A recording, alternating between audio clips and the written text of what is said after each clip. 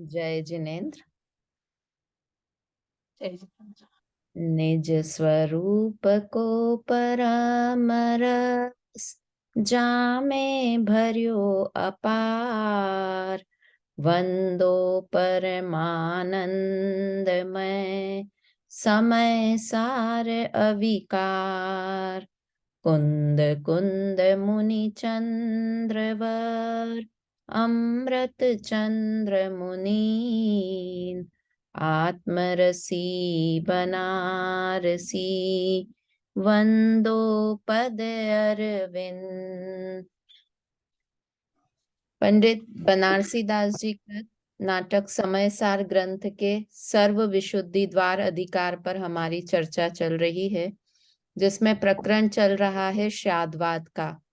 जैन धर्म की जो पहचान है वो शादवाद है, और ये शादवाद धर्म ही है जो जैन धर्म को, जैन मत को अन्य धर्मों से अलग करता है। एक वस्तु का स्वभाव अनेकांत है और उसे सही तरह से कथन करना, उसे ही शादवाद कहते हैं। तो कल मैंने 3 प्रश्न दिए थे, उन 3 प्रश्नों के उत्तर पूछती हूँ। पहला प्रश्न था कि मत और धर्म में क्या अंतर है। क्लास के शुरुआत में ही बताया था।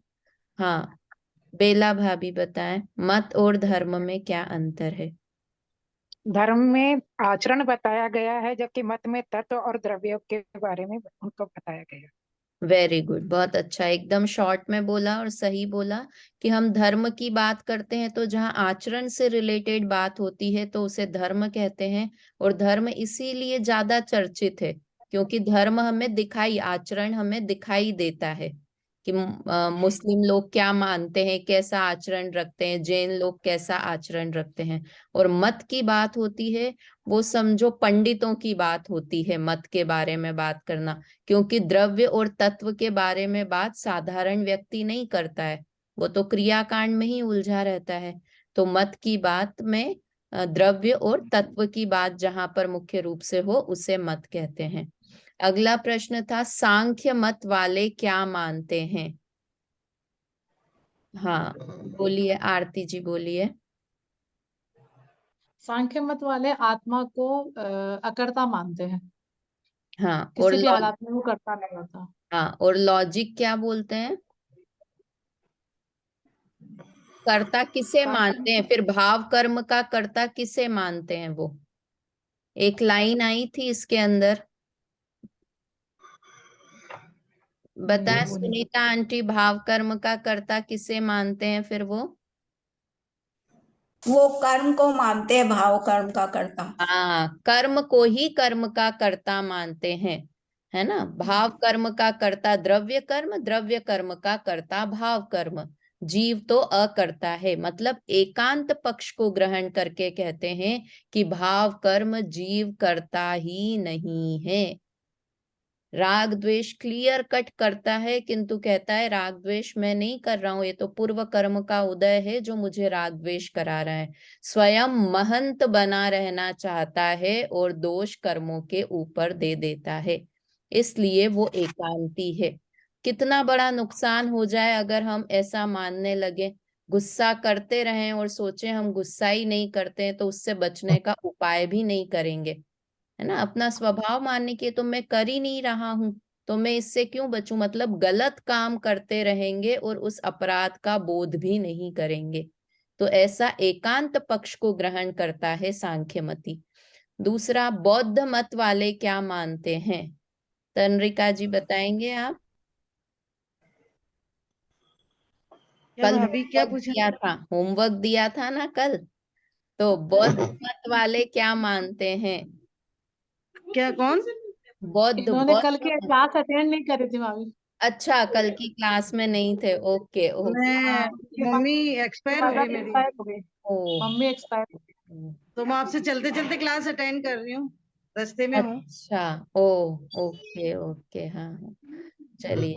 हाँ ज्योति जी बताएं, बौद्ध मत वाले क्या मानते हैं। बौद्ध मत वाले वो क्षणिकवादी होते हैं। तो जैसे वो बोलते हैं कि जिस तरह से शरीर जो हर समय पर्याय जैसे चेंज हो रही है, ऐसे जीव भी मतलब चेंज हो रहा है हर समय। तो जैसे जो कर्म जैसे जीव ने किया तो उसका भोक्ता कोई और होगा। हाँ हाँ, ये वाला शब्द चाहिए था, क्योंकि अपन कर्ता भोक्ता संबंधी विचार कर रहे हैं ना। सुशीला आंटी बताएं आप एक लाइन में, बौद्ध मत वाला क्या मानते हैं भोक्ता के संबंध में। करने वाला कोई और है और भोगने वाला कोई और है। हाँ, करने वाला कोई और है और भोगने वाला कोई और है। मतलब आत्मा को अगर और शॉर्ट में कहें तो अभोक्ता मानते हैं, है ना। जिसने किया वो नहीं भोग रहा है, तो ये भी एकांत पक्ष को ग्रहण करना हुआ। इससे भी ये मोस्टली निश्चयाभासी जीव की प्रवृत्ति होती है, अकर्ता और अभोक्ता मानना। क्योंकि अपराध मानते ही नहीं है, व्यवहार को मानते ही नहीं है, तो ठीक करना, व्यवहार को ठीक करना, आचरण को ठीक करना, ये सब बातें भी नहीं मानते हैं। इसलिए ये बौद्ध धर्म संबंधी बात हुई। और जैन धर्म कैसा है कि जैन धर्म कथनचित करता है, कथनचित अकर्ता है आत्मा, ऐसा मानते हैं। कथनचित आत्मा भोगता है, कथनचित अभोक्ता है, ऐसा मानते हैं। ठीक है, पूरी तरह से सर्वथा नहीं, कथनचित या शात शब्द बहुत महत्वपूर्ण है। तो इस तरह से यहाँ पर ये कर्ता भोक्ता संबंधी बात हुई।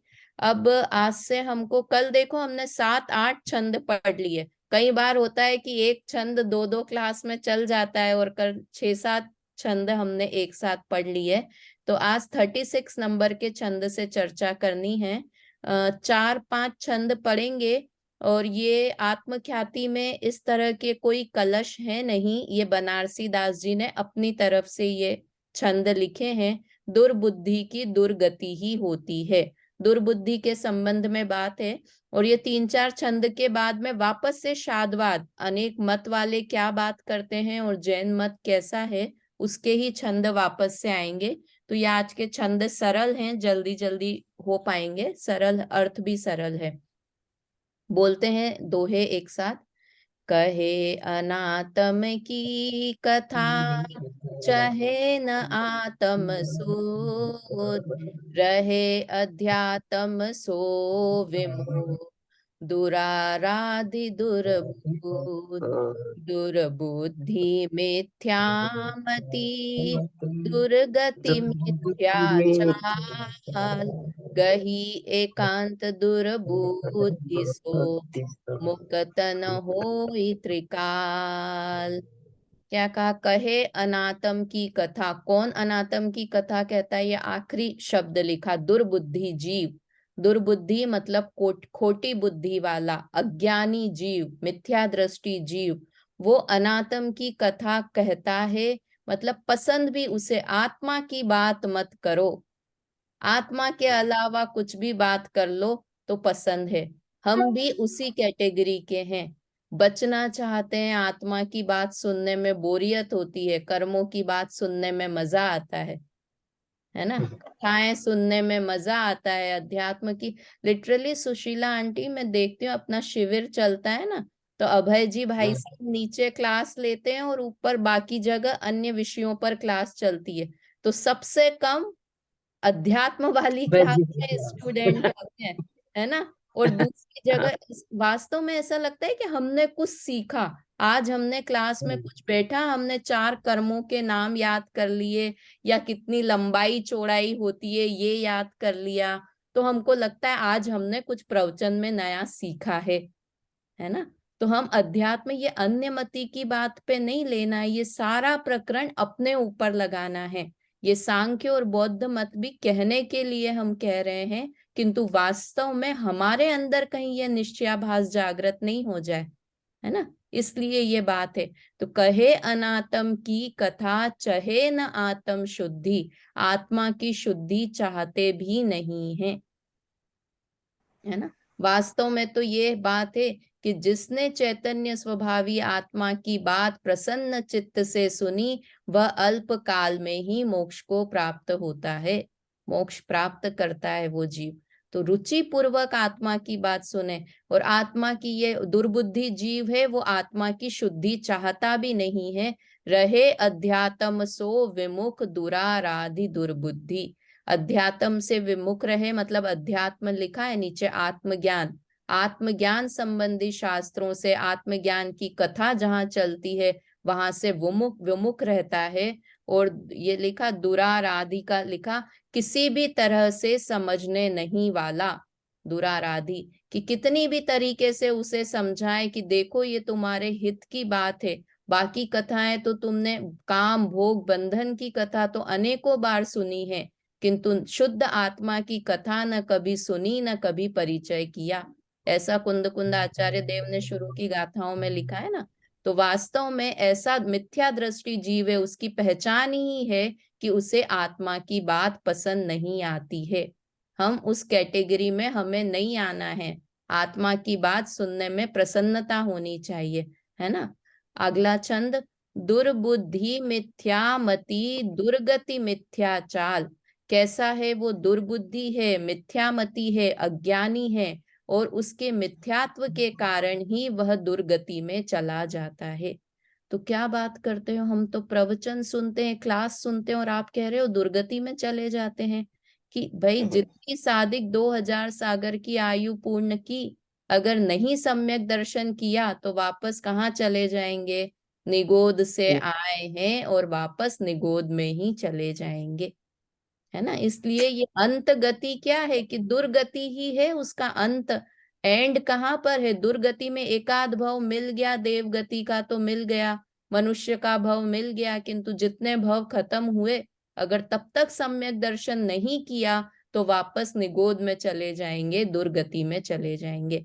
और अगर एकांत पक्ष को ग्रहण करते हैं, जो कल हमने बौद्ध मति की बात की थी कि वो एकांत पक्ष को ग्रहण करता है, इसलिए अनर्गल प्रवृत्ति करता है, बिल्कुल स्वेच्छा से विचरण करता है, तो उसकी तो दुर्गति पक्की ही है। अगला भव ही उसका तिर्यंच और नरक गति है। गही एकांत दुर्बुद्धि सो मुक्त न होई त्रिकाल।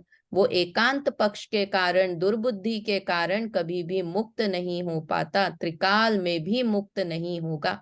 मतलब जितने भी लोग मोक्ष गए हैं, जा रहे हैं और आगे जाएंगे, वो सब किस कारण से जाएंगे? कि सब ने एक काम किया था, सम्यक दर्शन प्राप्त किया था, आत्मज्ञान किया था, इसलिए सब मोक्ष में गए। और जो मोक्ष नहीं गए, बहुत ज्ञान कर लिया, क्षयोपशम ज्ञान बहुत कर लिया, बहुत अच्छा आचरण भी कर लिया, सब कुछ बहुत अच्छा कर लिया। देखो इतना कहते हैं कि व्यवहाराभासी जीव या मिथ्या दृष्टि जीव, श्रद्धा ज्ञान और चारित्र, व्यवहार वाला श्रद्धा ज्ञान चारित्र तीनों इतना उच्च कोटि का हो, किंतु फिर भी मुक्ति नहीं लेते हैं। श्रद्धा, कैसी श्रद्धा? हमको ऐसी श्रद्धा है कि नहीं कि हमारे देव शास्त्र गुरु ही सही हैं।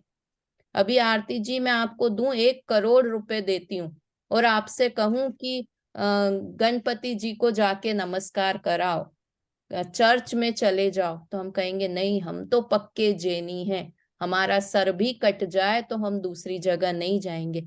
इतनी पक्की श्रद्धा देव शास्त्र गुरु के प्रति। क्षयोपशम ज्ञान इतना कि हमने कितने सारे ग्रंथों की परीक्षाएं दे ली, याद कर ली। मतलब मेरे को लगता है मैं विशारद में थी पहले, कितने सारे ग्रंथ, द्रव्य संग्रह, ये वो, पूरा मोक्ष शास्त्र पूरा कंठस्थ याद, बिल्कुल कहीं से भी पूछ लो, कितना पढ़ लिया, बहुत क्षयोपशम कर लिया, किंतु क्या उसका? किंतु आत्मज्ञान नहीं है तो मुक्त न होई त्रिकाल। चारित्र कैसा? उच्च चारित्र कि अभी अभी की भी बात करें तो हम कितने व्रत उपवास करने को तैयार हैं। बाहर में दादा तो कई बार कहते हैं ना कि दे तुमको 500-800 रुपए, एकदम छोटा सा कीड़ा हो, बिल्कुल बहुत छोटा, और कहें कि इसको मार दो, तो हम मारने के लिए तैयार है। मतलब इतना तगड़ा वाला हम चारित्र भी पालन करते हैं कि कोई करोड़ों अरबों रुपए, मतलब वास्तव में ये हम क्या, हमारे छोटे छोटे बच्चे हैं ना, उनको भी ये संस्कार है कि कोई कितने भी पैसे दे दे, किंतु बिना कारण के हम किसी जीव को नहीं मारेंगे। कारण से भी नहीं मारते हैं हम तो बिना कारण की तो बात ही अलग है। किंतु फिर भी मुक्त न होई त्रिकाल, मुक्ति त्रिकाल में नहीं होगी। क्यों नहीं होगी? कि आत्मज्ञान बिना मुक्ति नहीं होगी, है ना। तो इसलिए यहाँ पर आत्मज्ञान की महिमा बताई है। और आत्मज्ञान के अलावा हाँ में अच्छा में ना जीव अजीव तत्व आश्रु बंदरु संवर जान लो निर्जर मोक्ष, मतलब सातों तत्वों का पूरा श्रद्धान करके भी व्यवहारी मोक्ष मार्ग है। हाँ, उसको व्यवहार मोक्ष मार्ग कहा। और निश्चय मोक्ष मार्ग किसे कहा? पर द्रव्यन ते भिन्न आप में रुचि सम्यक्त्व भला है। हाँ, सही बात बताई सुशलान कि सात तत्व का श्रद्धान भी व्यवहार सम्यक दर्शन में ले लिया और एक आत्मा का श्रद्धान है, वही मोक्ष का कारण है। तो हमें मोक्ष प्राप्ति के लिए आत्म ज्ञान करना है, ऐसी यहाँ पर चर्चा की। पढ़िए, इसका अर्थ पढ़िए। कौन पढ़ेगा? ज्योति जी पढ़िए। मूर्ख मनुष्य अनात्मा की चर्चा किया करता है, आत्मा का अभाव कहता है, आत्म शुद्धि नहीं चाहता है, आत्मज्ञान से परांगमुख रहता है, बहुत परिश्रम पूर्वक समझाने से भी नहीं समझता। मिथ्या दृष्टि जीव अज्ञानी है और उसकी मिथ्या प्रवृत्ति दुर्गति का कारण है। वह एकांत पक्ष ग्रहण करता है और ऐसी मूर्खता से वह कभी भी मुक्त नहीं हो सकता, है ना। तो ऐसी बात यहाँ पे दुर्बुद्धि जीव की। अब दुर्बुद्धि की भूल पर दृष्टांत, ये भी इसमें दृष्टांत थोड़े बहुत दिए हैं, जो बनारसी दास जी की शैली है कि थोड़ा बहुत हेवी डोज हो जाता है तो उसके बाद थोड़े सरल छंद दे देते हैं। तो अभी इतने दिन से बहुत कठिन बात क्लास में चल रही थी, तो उन्होंने बनारसी दास जी ने कहा चलो थोड़े उदाहरण देके सरल कर लेते हैं बात को। तो यहाँ पर उदाहरण दिए, दुर्बुद्धि की भूल पर दृष्टांत। काय सो विचारे प्रीति माया ही सो हारी जीती, लिए हट रीति जैसे हारल की लकड़ी, चुंगल के जोर जैसे गोह गही रहे भूमि, त्यों ही पाई गाड़े पे न छोड़े टेक पकड़ी, मोह की मरोर सो भरम को न छोर पावे, धावे चाहूं वोर जो बढ़ावे चाल मकरी, ऐसी दूर बुद्धि भूली झूठ के झकोरे झूली, फूली फिरे ममता जंजीर निसो जकरी। देखो 3-4 उदाहरण दिए हैं यहाँ पर कि कैसी दुर्बुद्धि है, कितनी दी। अनादि मेरे काम। को सॉरी एक चीज हाँ। पूछना था, जो ऊपर हमने 36-37 में पढ़ा ना कि हम्म वो एकांत पक्ष ग्रहण करता है, तो हम्म उसमें जो एकांत पक्ष मतलब वो जो बोलता है कि आत्मा का अभाव है, यही एकांत पक्ष है ना उसमें? हाँ, मतलब सारे सारे तरह के यहाँ पे दो के तो उदाहरण हमने देखे ही कि आत्मा को सर्वथा अकर्ता मानना, आत्मा को सर्वथा अभोक्ता मानना, आत्मा को अच्छा। सर्वथा नित्य मानना, आत्मा को सर्वथा अनित्य मानना। देखो, आत्मा को सर्वथा अकर्ता मानना भी और आत्मा को सर्वथा कर्ता मानना भी, कोई भी हाँ वो चीज को पकड़ना। आत्मा को सर्वथा अभोक्ता मानना, आत्मा को सर्वथा भोक्ता मानना, दोनों चीज। ओके, वो पीछे के मतलब छंद से ले रहे हैं हम हाँ, लोग, जो ना? भी एकांत, ठीक हाँ है। मतलब किसी भी तरह का एकांत, किंतु शादवाद की दोनों चीजें हैं, करता है तो अकर्ता भी है, नित्य है तो अनित्य भी है, आत्मा दोनों पक्षों को ग्रहण करना। देखो ये यहाँ पर तो अभी ये सैंपल जैसा है, अभी हम आगे चर्चा इसके सर्व विशुद्धि द्वार के बाद शादवाद द्वार ही आने वाला है पूरा, है ना। उसमें बहुत अच्छे से सारी चीजों के ऊपर सारे मत की बात भी बताएंगे और उसमें नित्य अनित्य एक अनेक ध्रुव अध्रुव सारे पक्षों को बताएंगे शादवाद द्वार में। इसके बाद वाला ही अगला द्वार है। तो यहाँ पर तो कुछ एकाध सैंपल दिया कि कैसे एकांत मानता है, आगे और इसकी अन्य जगह चर्चा आएगी। ठीक, ठीक है। थैंक हाँ हाँ, इसका अर्थ हम देख रहे थे।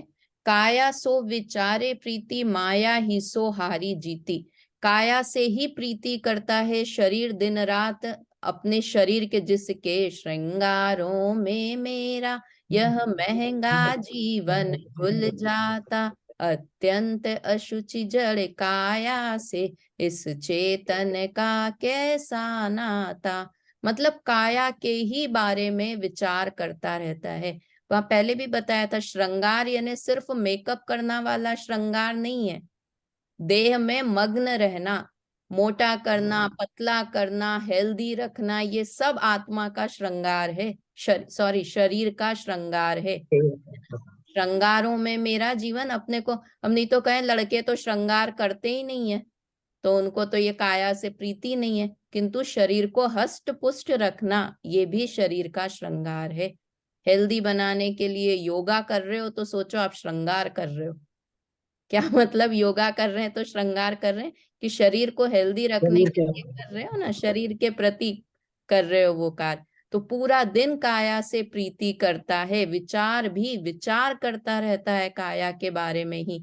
माया ही सो हारी जीती। माया मतलब धन, ज्यादा धन हुआ तो मेरी जीत है, नुकसान हो गया तो मैं तो हार गया, मर ही गया मैं, है ना। धन खत्म हो जाए, धन बच जाए तो माया से, शरीर की धन के अधिक होने से जीत और धन के कम होने से अपनी हार मानता है। लिए हट रीति जैसे हारी लकी लकड़ी, और ऐसे हट को, अपने मिथ्यात्व को इतना टाइटली पकड़ रखा है जैसे हारी लकी लकड़ी। हारिल यहाँ पर दिखा है, पर मुझे ऐसा लगता है यह हरा जो पक्षी, तोते की बात यहाँ पर है। हारिल पक्षी है ना, हरा कलर का होता है ना तोता, इसलिए तोता ये आती भी अपनी पूजा की लाइन में, कीर मरकट सी गहल अनंत। तोता क्या करता है कि पकड़ के रखता है लकड़ी को, और ऐसा सोचता है कि मैंने लकड़ी को छोड़ दिया तो मैं गिर जाऊंगा, मेरे पंख हैं, मैं उड़ सकता हूं, अपने वैसे स्वभाव को नहीं जानता और उसे टाइटली पकड़ के रखता है कि मैंने लकड़ी को छोड़ दिया तो मैं गिर जाऊंगा, एकदम टाइट। और एक और उदाहरण भी देंगे, और वहां पर जो पूजा में दिया, एक और बंदर का उदाहरण दिया कि बंदर क्या करता है, वो कहानी बचपन में, हाँ, कीर मरकट सी गहल अनंत, मतलब अनादि से मिथ्यात्व वैसा चल रहा है। तो क्या करता है बंदर, कि चना खाने के लिए कहीं पर एक छोटी सी कम छोटे मुंह वाली सुराही रखी थी, उसमें चने भरे हुए थे। तो बंदर ने क्या किया, चने लेने के लिए उस सुराही के अंदर अपना हाथ डाला। अब मुट्ठी भर ली तो मुट्ठी भर ली तो ऐसे, पहले तो पतला हाथ था तो मुट्ठी भर ली तो हाथ थोड़ा मोटा हो गया। अब उसमें से अपना हाथ निकालने की कोशिश करता है, अब उसका हाथ निकलता नहीं है, तो वो ऐसे ऐसे उसका हाथ में अटक जाती है, तो ले लेके पूरे जंगल में इधर से उधर दौड़ लगाता है। कोई पूछे कि क्या हो गया, तो क्या बोलता है, इस सुराही ने मुझे पकड़ लिया। सुराही देखी होगी आप लोगों ने, तो खैर देखी, अपने बच्चों ने आजकल नहीं देखी, अपन लोगों ने तो सबने देख रखी है, ऊपर से पतला मुंह होता है। तो किसने किसको पकड़ रखा है, बंदर ने सुराही को पकड़ रखा है कि सुराही ने बंदर को पकड़ रखा है? बंदर ने सुराही को पकड़ रखा है। वो हाथ खोल दे वापस और उस चने को छोड़ दे तो अपने आप उससे अलग हो जाएगा। तो हम क्या मानते हैं, घर परिवार ने मुझे पकड़ रखा है, मैं कैसे मंदिर कैसे आऊं, मंदिर क्यों नहीं आते हो, किसी से पूछे कैसे आऊं, अरे घर में इतने काम होते हैं कि मैं मंदिर नहीं, जैसे घर ने मुझे पकड़ रखा हो, है ना। खुद मुक्त नहीं होना चाहता है, अपने मिथ्यात्व को पकड़ के रखा है और दोष दूसरों को देता है बंदर की तरह। और देखो एक और उदाहरण लिखा, चुंगल के जोर जैसे गोह गही रहे भूमि, त्यों ही पाई गाड़े पे न छोड़े टेक पकड़ी। ये इसमें नीचे दिया है, इसी में से पढ़ दीजिए तो समझ में आ जाएगा। पढ़िए सुनीता आंटी, देखो ये नीचे नीचे लिखा है, गेह पक्षी क्या करता है, एक मिनट निकालती हूँ मैं, कहाँ गया, हाँ ये पढ़िए, गेह एक प्रकार का, कहाँ से पढ़ना है अज्ञानी जीव, ये आरती पढ़ना है क्या? नहीं, ये गोह एक प्रकार का जानवर होता है। ये मैंने स्क्रीन पे लगा रखा है, स्क्रीन पे से या नीचे फुटनोट में दिया है आपकी जिनवाणी में,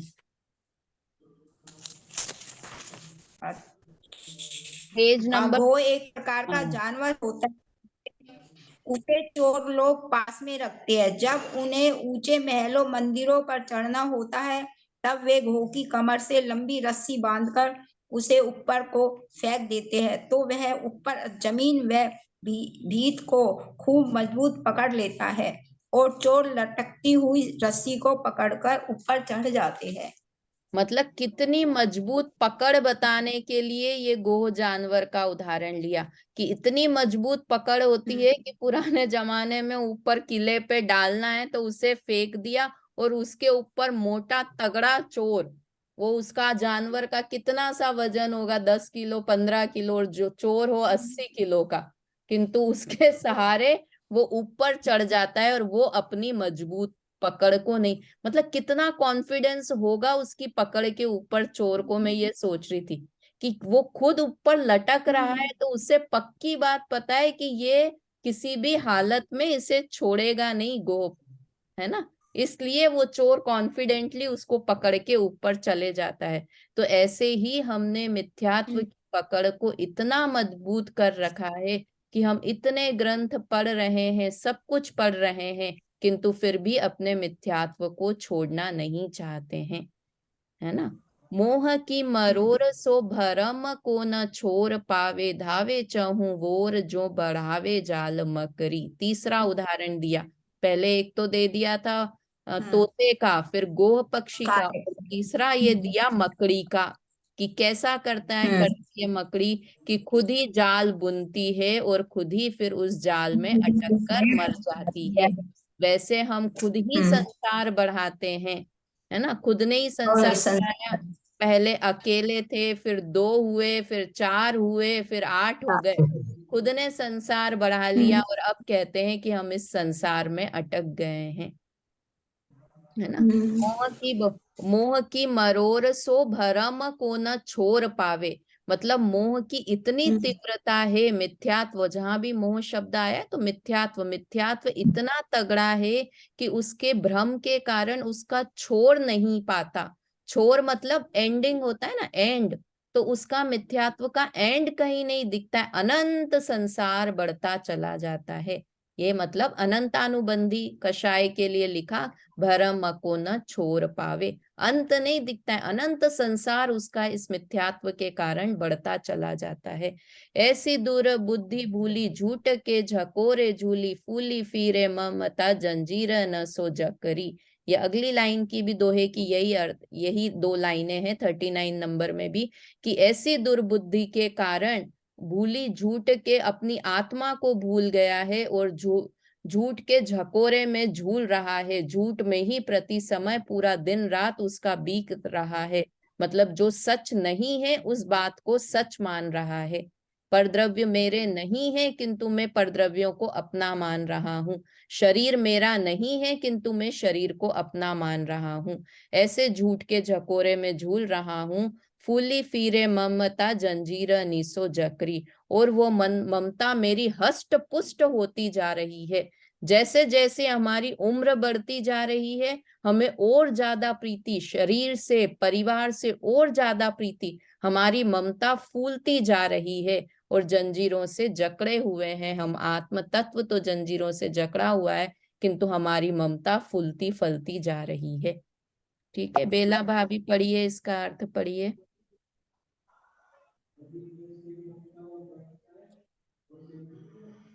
अनम्यूट, अनम्यूट करो, अनम्यूट नहीं है। हाँ, अज्ञानी जीव शरीर से अनुराग रखता है, धन की कमी में हार और धन की बढ़ती में विजय मानता है। हठीला तो इतना होता है, जिस प्रकार हरियाली पक्षी अपने पांव से लकड़ी को खूब मजबूत पकड़ता है, अथवा जिस प्रकार गो जमीन दीवार को पकड़कर रह जाता है, उसी प्रकार वह अपनी कुटेव नहीं छोड़ता। कुटेव मतलब बुरी आदत, बढ़िया। टेव बुरी आदत। मतलब आदत और कु मतलब बुरी, बुरी आदत, ठीक, है ना, कुटेव। उसी पर डटा रहता है। मोह के झरोके से उस भ्रम की था नहीं मिलती, अर्थात उसका मिथ्यात्व अनंत होता है। वह चतुर्गति में भटकता हुआ मकड़ी का सा जाल फैलाता है। इस प्रकार उसकी मूर्खता अज्ञान से झूठ के मार्ग में झूल रही है और ममता की सांकलों से जकड़ी हुई बढ़ रही है। हाँ, ममता की सांकलों में जकड़ के उसकी मिथ्यात्व और फलता फूलता जा रहा है, कम होने की जगह हम सुन तो देखो, हम सुन तो रहे हैं आत्मा की बात, किंतु वहां से भी अपनी उल्टी मान्यता को ही पुष्ट कर रहे हैं, मिथ्यात्व को ही पुष्ट कर रहे हैं।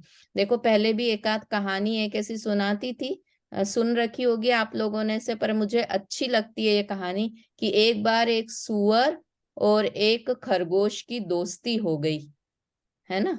तो वो सूअर कहता, वो विष्टा में रहता था, गंदगी में, और उसी में ही आनंद मानता रहता था कि बड़ी अच्छी खुशबू आती है मुझे तो उसका दोस्त था खरगोश, तो वो कहता है तुम कितने मूर्ख हो, इतनी गंदगी में यहाँ रहते हो, मेरे साथ कभी बगीचे में चलो, वहां पर बहुत अच्छी खुशबू आती है, गुलाब की खुशबू, चमेली की खुशबू, रात रानी की खुशबू, मजा आ जाएगा। तो वो मानता नहीं था, उसे लगता था ये विस्टा में ही आनंद आ रहा है, गंदगी में ही खुश हूं मैं क्यों जाऊं। तो उसने बार बार पीछे पड़ता था खरगोश, तो एक बार वो जाने के लिए रेडी हो गया। तो उसने कहा, खरगोश उसको लेने आया अपने दोस्त को, और चलो मैं तुम्हें बगीचे की सैर कराता हूँ। लेके गया वो बगीचे में उसको। अब वहां पर घूमा तो वो पूछता है, खरगोश कैसा लग रहा है? ठीक है, अच्छा लग रहा है। फिर और घने फूलों के बीच लेके गया, अब मजा आया? बोलता है हाँ ठीक है, किंतु वो खुशबू ज्यादा अच्छी थी। तो उसे समझ नहीं आया कि चक्कर क्या है, इतनी अच्छी खुशबू मैं दे रहा हूं किंतु फिर भी कह रहा है ये पुरानी खुशबू अच्छी थी। तो उसने कहा कुछ तो गड़बड़ है। उसने, खरगोश ने एक थप्पड़ लगाया उस रिश्ता। कुंवर को, और उसके नाक में से 2 विष्ठा की गोलियां निकली। तो क्या किया उसने, कि उसे लग रहा था ये मुझे पता नहीं कहाँ, तो अपनी कुटेव बचाने के लिए कि मैं उस खुशबू को नहीं छोड़ दूं, इसलिए वो वहां भी उस बगीचे में भी अपनी बदबू की गोलियां अपने साथ लेकर गया। बदबू की गोलियां साथ लेकर गया तो कहाँ से खुशबू आएगी। तो हम जिनवानी पढ़ने बैठे, धर्म करने बैठे, किंतु अपनी मिथ्यात्व की गोलियां अपने साथ अपनी नाक में दबाकर अपने हृदय में जग लेकर जाते हैं कि कैसे भी मेरा मिथ्यात्व नहीं छूट जाए। घर परिवार में पहले देरानी जेठानी में वो करते थे कि ये अच्छी देरानी, ये खराब जेठानी, ये अच्छी ननंद, ये खराब। अब मंदिर जाने लग गए तो पाठशाला में ये भाभी अच्छी, ये भाभी खराब, ये भगवान अच्छे, ये भगवान खराब, ये मंदिर अच्छा, ये मंदिर खराब, ये मत वाले अच्छे, वो मत वाले खराब। धर्म में हमने राग द्वेष करना शुरू कर दिया, मतलब अपनी मिथ्यात्व की मान्यता। देखो यहाँ तक तो इतना लिखते हैं कि हम जो मिथ्या दृष्टि जीव है ना, उससे जो सुनना होता है वही सुनता है। जहां पर आया कि रोज स्वाध्याय करना चाहिए, पूजा करना चाहिए, तो बस पकड़ ली। देखो कहा है ना, रोज स्वाध्याय करना चाहिए, रोज पूजा करना चाहिए, और उसके नीचे की लाइन में लिखा है कि आत्मा स्वाध्याय नहीं कर सकता, आत्मा पूजा के शुभ विकल्प आत्मा के नहीं है, भाव कर्म आत्मा के नहीं है। तो वो वाली लाइन तो गौण कर दी, और ऊपर की लाइन की देख तो लिखा है ना कि पूजा करनी चाहिए। जैसे किसी रिश्तेदारों को ले जाते हैं ना शिविर में या कहीं भी पंचकल्याणक में, तो उनसे कहते हैं कि देखो कितना अच्छा मजा आया आज, कितना अच्छा प्रवचन था, कितना अच्छा पंचकल्याण। ठीक है, वैसी बात तो नहीं थी जैसे हमने वहां देखी थी।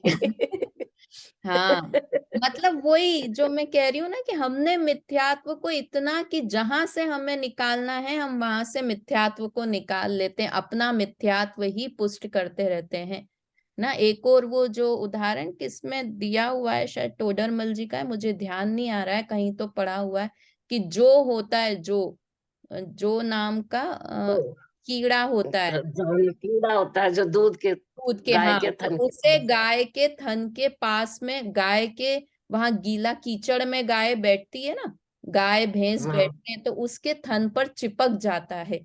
तो वहां पर गंदा। भी गाय का भैंस का मीठा दूध होता है, तो वो उस दूध को तो नहीं पीता है, और गंदे खून को पीता रहता है, गाय भैंस के गंदे खून को पीता। मतलब वहीं से वो दूध भी पी सकता था, किंतु दूध तो पीता नहीं है और गंदे खून को पीता है। तो वैसे ही हम मंदिर जाएं, कहीं भी जाएं, तो ये यहाँ पर अभी आए गई बात कि कहीं से भी गंदी बात को पकड़ लेते हैं, अच्छी बात तो पकड़ते नहीं है और गंदी बात को पकड़ लेते हैं। ये हमारी अनादि की मिथ्या टेव है, अनादि का मिथ्यात्व है। देखो ये कोशिश करते हैं, ये छंद सिर्फ पढ़ के और इसका अर्थ पढ़ लेते हैं, तो इसमें बाकी कुछ समझाने का ज्यादा नहीं है। एक बार बोलते हैं, सवैया इकतीसा है। बात सुनी चौकी उठे, बात ही सो भोंकी उठे, बात सो नरम होई, बात ही सो अकरी। निंदा करे साधु की, प्रशंसा करे हिंसक की, साता माने प्रभुता, असाता माने फकरी। मुख न सुहाए, दोष देखे ताहा पेठी जाए, काल सो डराई, जैसे नाहर सो बकरी। ऐसी दुर्बुद्धि भूली, झूठ के झकोरे झूली, फूली फिरे ममता, जंजीर नहीं सो जकरी। ये 2 लाइन कहाँ पड़ी? आखिरी वाली। अभी ऊपर के छंद में भी यही वाली थी ना 2 लाइन, यही 2 लाइन यहाँ पर है। देखो मैं जो ये कह रही थी ना, दोष दिखे जहां पेठी जाई, मुख न सुहाई, दोष देखे जहां पेठी जाए। जहां दोष दिखते हैं, दोष को ग्रहण कर लेता है, जबकि होना चाहिए गुण ग्रहण का भाव रहे, नित दृष्टि न दोषों पर जावे। और हमारा कैसा उल्टा है, दोष ग्रहण का भाव रहे, नित दृष्टि न गुणों पर जावे। ये ऐसी हालत है कि हम दोषों पर ही दृष्टि, किसी की गलती निकालनी हो तो फट से 5 गलतियां लिखो तो फट फट फट फट लिख देंगे। तारीफ लिखो तो एक शब्द के बाद बहुत अच्छे हैं, उसके बाद तारीफ नहीं है। तो हमारी आदत ही वो उसकी जो जैसी हो गई है कि गंदे खून पर ही हमारी दृष्टि जाती है ना। इसका अर्थ खाली पढ़ दीजिए, बाकी फिर इस पे चर्चा करेंगे। पढ़िए कोई भी, सुशीला आंटी पढ़िए, आप पढ़िए। अज्ञानी जीव हिताहित नहीं विचारता, बात सुनते ही तेज पड़ने लगता है, बात थी सुनकर कुत्ते के समान भौंकने लगता है, मन रुचती बात सुनकर नरम हो जाता है और ऐसोहाती बात हो तो ऐंठ जाता है। मोक्ष मार्गी साधुओं की निंदा करता है, हिंसक अधर्मियों की प्रशंसा करता है, साता के उदय में अपने को महान और असता के उदय में तुच्छ गिनता है। उसे मोक्ष नहीं सुहाता, कहीं दुर्गुण दिखाई देवे तो उन्हें शीघ्र अंगीकार कर लेता है। शरीर में अहम बुद्धि होने के कारण मौत से तो ऐसा डरता है जैसे बाघ से बकरी डरती है।